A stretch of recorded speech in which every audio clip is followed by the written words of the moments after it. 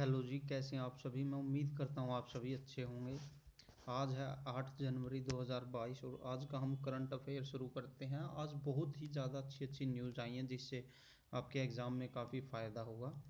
जो सबसे पहली न्यूज़ हम शुरू करते हैं वो है चंबल नदी पर। चंबल नदी पर एक बांध है जिसका नाम है गांधी सागर बांध। एक तो यही बहुत इंपॉर्टेंट क्वेश्चन है कि गांधी सागर बांध कहाँ पर है, वो चंबल नदी पर है।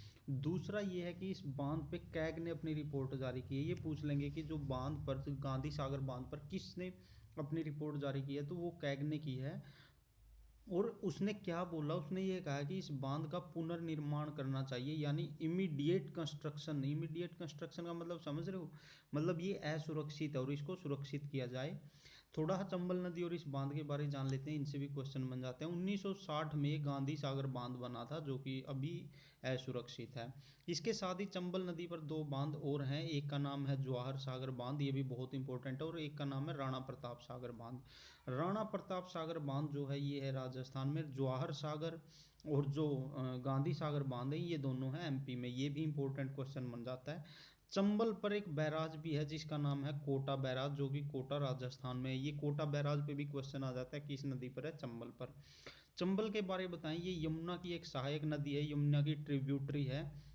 इसके साथ ही हम बांधों के बारे में बताएं तो महाराष्ट्र एक ऐसा स्टेट है जिसमें देश में सबसे ज़्यादा बांध हैं, और दूसरे नंबर पर जो बांध है हमारे देश में वो सबसे ज़्यादा मध्य प्रदेश में है। और हमारी सेंट्रल गवर्नमेंट 2019 में डैम सेफ्टी एक्ट लेके आई थी, यानी बांधों को सुरक्षित करने का एक्ट, जिसका भी बहुत से स्टेट विरोध कर रहे हैं। वो कह रहे हैं कि जो डैम की सेफ्टी करने का काम है ये ना सरकार का काम है, ये गवर्नमेंट का काम है, राज्य की सरकार का, ना कि सेंटर की सरकार का। और अगर सेंटर की सरकार ऐसा कर रही है तो राज्यों के मामले में जाकर फेडरलिज्म का जो सिस्टम है, संघवाद के ढांचे को वो नुकसान पहुंचा रही है। और मैंने ये भी बताया था जो फेडरलिज्म का जो कॉन्सेप्ट है वो कहाँ से लिया गया था, वो कनाडा से लिया गया था। ये भी बहुत ही इंपॉर्टेंट क्वेश्चन है। इसके साथ चलते हैं जी आज की अगली न्यूज़ पे। दूसरी न्यूज़ जो है हमारी, आपको पता होगा रूस है ना, जो रूस दो महाद्वीपों में है, एक है एशिया में और दूसरा है वो यूरोप में। जो रूस का एशिया वाला हिस्सा है उसे साइबेरिया बोलते हैं। ये बहुत इंपॉर्टेंट है कि साइबेरिया किस हिस्से में है, तो एशिया वाले रूस में। और ये भी पूछ लेते हैं रूस के एशिया वाले हिस्से को क्या कहते हैं, साइबेरिया कहते हैं। और इसमें एक जगह है ओइम याकोन। ओइम याकोन ये जो जगह है ये विश्व की अब सबसे ज़्यादा ठंडा प्लेस बन गया है। और इससे पहले जो सबसे ज़्यादा ठंडा प्लेस था वो बरकोयानसक था। अब वर्ल्ड का सबसे ज़्यादा ठंडा प्लेस ओइम याकोन है। इसमें जो टेम्परेचर है कभी कभी वो -96 डिग्री भी चला जाता है। अब आप अंदाज़ा लगा सकते हो क्या हालात होंगे वहाँ के। तो अब चलते हैं जी आज की अगली न्यूज़ पे। आज की जो अगली न्यूज़ है वो भी बहुत इंपॉर्टेंट है। अभी अभी क्या हुआ है कि ब्राज़ील में है ना जो अमेजन वन है, उन पे एक रिपोर्ट आई है विश्व पर्यावरण संगठन की, और उसमें कहा है कि 2021 में अमेजन वन में सबसे ज़्यादा पेड़ काटे गए हैं। ठीक है, इसके बारे में जान लेते हैं जो आपसे क्वेश्चन बनेंगे ज़्यादा से ज़्यादा। ब्राज़ील में एक तो अमेजन वन कहाँ पे है, ब्राज़ील देश में, यही एक इम्पोर्टेंट है। एक इसमें क्या हुआ था कि पिछले साल इसमें आग लग गई थी। ये भी आ सकता है कि कहाँ कहाँ आग लगी थी, एक अमेजन में लगी थी और एक ऑस्ट्रेलिया के जंगल में आग लगी थी। और जहाँ पे ये पेड़ काटे गए हैं वो एक मेन जगह है, उस जगह को कहा जाता है सेरेडो। ये भी आ सकता है कि सेरेडो क्या है, तो वो अमेजन के वनों का एक प्लेस है जहाँ पर अभी पेड़ काटे गए हैं। और जो ये अमेजन है ना, बहुत इंपॉर्टेंट क्वेश्चन बताता हूँ, ये दुनिया का सबसे बड़ा सवाना क्षेत्र है। और सवाना क्षेत्र होता है गर्म उष्ण कटिबंधीय क्षेत्र, यानी कि उष्ण कटिबंधीय क्षेत्र को सवाना क्षेत्र कहा जाता है, जिसमें कि पेड़ या घास होते हैं। और जो वर्ल्ड का सबसे बड़ा सवाना क्षेत्र है, यही इंपॉर्टेंट क्वेश्चन है कौन सा है, तो वो है अमेजन के वन। ठीक है, और अमेजन वन को मैं बता दूं विश्व का फेफड़ा भी कहा जाता है, लंग्स ऑफ द वर्ल्ड भी इनको बोला जाता है, क्योंकि पर्यावरणीय दृष्टि से ये बहुत ज़्यादा ऑक्सीजन देते हैं। और जो वर्ल्ड में रबड़ का पेड़ गया था उनका बेस है, यानी कि आधारित क्षेत्र भी कौन सा है, अमेजन है। पूरे वर्ल्ड में रबड़ जो फैला है अमेजन के वनों से ही फैला है। और अमेजन जो नदी भी है जो कि इसी अमेजन के जंगलों ब्राज़ील से होकर बहती है, और यह दुनिया की सबसे बड़ी नदी है, यानी सबसे बड़ी और दूसरी सबसे लंबी नदी। मैं बताता हूँ, लंबाई में वर्ल्ड की सबसे लंबी नदी है नील नदी, मिस्र का जो उपहार बोला जाता है। कल मैंने इसके बारे में आपको करंट में भी पढ़ाया था, इसे बेसिक भी और इसका करंट भी। नील नदी विश्व की सबसे ज़्यादा लंबी नदी है।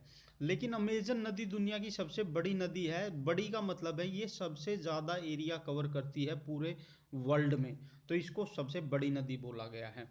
और विश्व में कार्बन डाइऑक्साइड को सबसे ज़्यादा कंज्यूम या सिंक करते हैं वो यही अमेजन के वन है, तो करके भी ये बहुत ज़्यादा इंपॉर्टेंट है। ये भी क्वेश्चन है, विश्व में सबसे ज़्यादा कार्बन डाइऑक्साइड को कौन से वन करते हैं। आपको वर्ल्ड के 4 एरिया दे दें तो वो है अमेजन वन, ब्राज़ील वाले। ये था बहुत इंपॉर्टेंट टॉपिक जी आज की न्यूज़ में। अब चलते हैं आगे, और मैंने अमेजन वन से जुड़ा हुआ आपको करंट और बेसिक दोनों करवा दी, इससे बाहर कोई क्वेश्चन मुश्किल ही आएगा। अब चलते हैं जी अगली न्यूज़ पे। अगली न्यूज़ है मद्रास उच्च न्यायालय से जुड़ी हुई। मद्रास उच्च न्यायालय के चीफ जस्टिस ने कहा है कि जो हर सपा सपा मतलब यहाँ पे है मसाज सेंटर, जहाँ पे मसाज होती है उनको, उनमें सीसीटीवी कैमरा लगाया जाए। क्यों लगाया जाए? क्योंकि बहुत सी महिलाओं से वहाँ पर प्रोस्टिट्यूशन यानी कि वेश्यावृत्ति या वेश्यावाद करवाया जाता है। और जो हमारे संविधान में पार्ट 3 में मौलिक अधिकार हैं उनमें आर्टिकल 23 में वेश्यावृत्ति को शोषण माना गया है एक। और इन्हीं फंडामेंटल राइट, इन्हीं मतलब मौलिक अधिकारों में बोला गया है आर्टिकल 23 में कि ये जो अधिकार है शोषण के विरुद्ध अधिकार है, यानी किसी भी महिला से वेश्यावृत्ति नहीं करवाई जा सकती। अगर कोई ऐसा करवाता है तो उसके खिलाफ कानूनी रूप से कार्रवाई होगी। और ये बोला गया आर्टिकल 23 में, यानी कि महिलाओं का से जो प्रोस्टिट्यूशन करवाया जाता है मसाज सेंटर में, ये उनके अधिकारों का हनन है, इसलिए वहाँ पर कैमरा लगाया जाए, ये बोला है मद्रास उच्च न्यायालय ने। इसके साथ ही मद्रास उच्च न्यायालय के दूसरे जस्टिस ने बोला है कि ये हम मान गए कि वहाँ पे कैमरा लगाना चाहिए।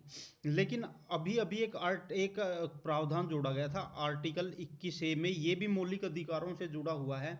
आर्टिकल 21A में बोला गया था कि अभी हमारे संविधान में right to life and personal liberty के तहत राइट टू प्राइवेसी डाला गया था, यानी हम किसी की प्राइवेसी का हनन नहीं कर सकते।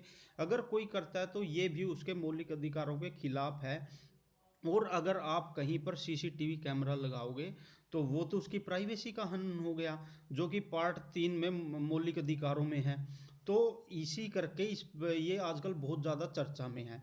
और एक और क्वेश्चन इससे जुड़ा हुआ बता देता हूँ। राइट टू प्राइवेसी जो आया था ये के.एस. पुट्टास्वामी केस के तहत आया था, बहुत इंपॉर्टेंट है के.एस. पुट्टास्वामी केस, क्योंकि आर्टिकल 21 में इसी में आया था। क्या आया था? राइट टू प्राइवेसी 21A में। तो बहुत इंपॉर्टेंट है, ध्यान रखना, आजकल बहुत ज़्यादा चर्चा में। अब चलते हैं जी आज की अगली न्यूज़ पर। अभी क्या हुआ है कि हमारी गवर्नमेंट है जो, वो शादी की उम्र 18 से 21 साल करने की सोच रही है। ये तो बहुत ही ज़्यादा चर्चा में, अलग अलग एरिया में अलग अलग संगठन इसका विरोध कर रहे हैं अलग अलग तरीके से। हमें उससे कुछ नहीं लेना है, हमें अपने एग्ज़ाम से लेना है, और एग्ज़ाम के पॉइंट ऑफ व्यू से इससे क्वेश्चन निकाल लेंगे हम। पहली बात तो ये है कि यह जो काम किया गया संविधान में पार्ट 4 से लिया गया है, ये भारत के नीति निर्देशक तत्व हैं उनसे लिया गया है। और उनमें कहाँ से लिया गया? आर्टिकल 44 यानी कि 44 से लिया गया, जिसमें कि यूनिफॉर्म सिविल कोड है, यानी सबके लिए एक समान आचार संहिता होनी चाहिए। और सभी महिलाओं को 18 से 21 साल शादी की एज कर देनी चाहिए, ताकि कोई सभी महिलाओं को समान अधिकार मिले और वो प्रॉपर रूप से ग्रो हो सके, मैच्योर हो सके और अपनी स्टडी कंप्लीट कर सकें। ठीक है, एक और क्वेश्चन इससे जुड़ा हुआ आ सकता है कि जया जेटली केस आया था और वो कमेटी बनी थी, जया जेटली कमेटी के आधार पर ही यह 18 से 21 साल की उम्र की गई है। ये भी पूछ लेंगे 18 से 21 साल की उम्र किस केस के तहत की गई या कमेटी के तहत की गई, वो है जया जेटली।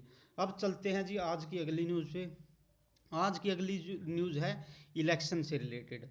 मैं आपको बताता हूँ कि अभी ऐसे भी क्वेश्चन पूछ लेंगे, 3-4 स्टेट देंगे कि किस में इलेक्शन नहीं हो रहे हैं, 3 वो दे देंगे जिसमें इलेक्शन होंगे और एक वो दे देंगे जिसमें नहीं होंगे।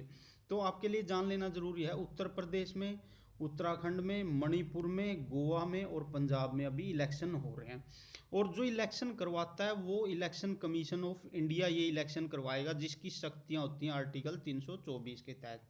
इसके साथ मैं ये भी बता देता हूँ, जो इलेक्शन कमीशन ऑफ इंडिया ना वो किस किस की इलेक्शन करवाता है। इलेक्शन कमीशन ऑफ इंडिया बहुत इंपॉर्टेंट क्वेश्चन है, वो 4 तरह के चुनाव करवाता है। प्रथम तो वह संसद के करवाता है, संसद यानी लोकसभा राज्यसभा। दूसरे वह प्रेसिडेंट यानी राष्ट्रपति के, तीसरे वाइस प्रेसिडेंट यानी कि उपराष्ट्रपति के, और चौथे वह राज्य विधानसभा के चुनाव करवाता है। ये जो इलेक्शन करवाता है ये करवाता है इलेक्शन कमीशन ऑफ इंडिया। अब राज्यों में भी चुनाव आयोग होते हैं, आपको पता है। तो राज्य चुनाव आयोग किसके इलेक्शन करवाता है? वो पंचायत और म्यूनिसिपैलिटी के इलेक्शन करवाता है, यानी ग्राउंड लेवल पे जो डेमोक्रेसी है उनके इलेक्शन करवाता है राज्य चुनाव आयोग। अब चलते हैं जी इससे आगे। अगला जो आज का हमारा टॉपिक है या न्यूज़ है वो ओमिक्रॉन से जुड़ी हुई है। ओमिक्रॉन के कारण क्या हुआ है कि फर्स्ट डेथ हो गई है इंडिया में, और ये कहाँ पे हुई है? ये राजस्थान में हो गई है। और इसी फर्स्ट डेथ को भी क्वेश्चन बनाया जा सकता है राजस्थान के एग्जाम में, हरियाणा या स्टेट पीसीएस में, कि ओमिक्रॉन के कारण पहली डेथ कहाँ पे हुई है, तो वो राजस्थान में। इससे ओमिक्रॉन से जुड़े हुए पे तो ज़रूर क्वेश्चन आ सकता है। जो इससे जुड़े हुए फैक्ट हैं हम बता देते हैं। साउथ अफ्रीका से ये वेरिएंट आया है ओमिक्रॉन का जो वेरिएंट है, और ओमिक्रॉन का ये कोरोना का वेरिएंट है जो कि साउथ अफ्रीका से आया है। भारत के से भी दो वेरिएंट पूरे वर्ल्ड में फैले हैं, यानी सबसे पहले उनको भारत में नोटिस किया गया था। और जो भारत से जो दो वेरिएंट फैले हैं, एक तो है डेल्टा और एक है कप्पा। और जो डेल्टा है वो वर्ल्ड का सबसे खतरनाक वेरिएंट है, यानी डेल्टा वर्ल्ड का सबसे जानलेवा वेरिएंट है, और ये भारत का ही वेरिएंट है। आपने ध्यान रखना है, डायरेक्ट क्वेश्चन आ सकता है क्योंकि हमारे देश से जुड़े हुई वर्ल्ड लेवल की न्यूज़ है। इसके साथ ही मैं बता दूं, जो ओमिक्रॉन का पहला केस आया था, ये भी इंपॉर्टेंट क्वेश्चन बन जाता है, वो केरल में आया था। तो ये थी आज की सभी न्यूज़, आज की मुख्य खबरें। उम्मीद करता हूँ आप सभी को ये पसंद आई होगी, और इनसे जुड़ा हुआ हर कॉन्सेप्ट और फैक्ट मैंने क्लियर करवा दिया है। मेरे चैनल को लाइक, शेयर और सब्सक्राइब कर दीजिए। आप सभी का बहुत बहुत धन्यवाद और भला। जय हिंद, जय भारत।